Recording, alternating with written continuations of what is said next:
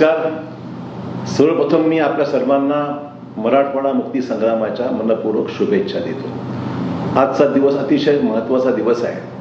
मराठवाडा निजामाच्या तावडीतून मुक्त करून हा महाराष्ट्रात सामील झाला आणि हे करण्यामध्ये ज्या स्वातंत्र्य सैनिकांचं योगदान मोठं आहे, त्यांनी केलेले कष्ट, पत्करलेलं हुतात्मा आणि त्याचबरोबर या संग्रामामध्ये आजही हयात असलेल्या त्या सर्व लढवय्या सैनिकांना मी मनपूर्वक या ठिकाणी अभिवादन करतो आणि त्यांना या ठिकाणी त्यांच्या शौर्याबद्दल त्यांचे आभार मानतो, अभिवादन करतो. मित्रो, आजचा एक दुग्ध शर्करा योग आहे.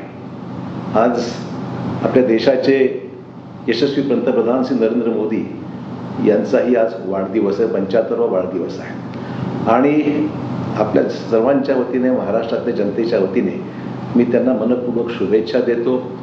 11 वर्षामध्ये त्यांनी केलेलं अतिशय प्रचंड काम, देशाला एक नवीन उंचीवर नेण्याचा त्यांचा प्रयत्न, त्यातून त्यांना मिळालेलं यश, त्यांची राजकीय इच्छाशक्ती, प्रचंड चिकाटी आणि मेहनत, यातून हे सर्व साध्य झालेलं आहे.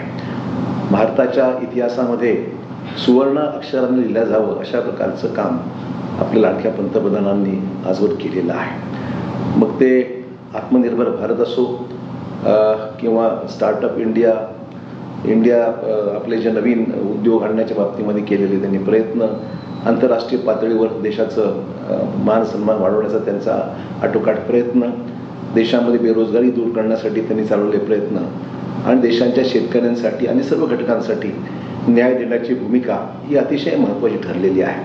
याच्यामागे त्यांची मेहनत आहे, जनतेच्या शुभेच्छा आहेतच, पण त्यांची इच्छाशक्ती, चिकाटी आणि मेहनत ह्याला तोड नाही आहे.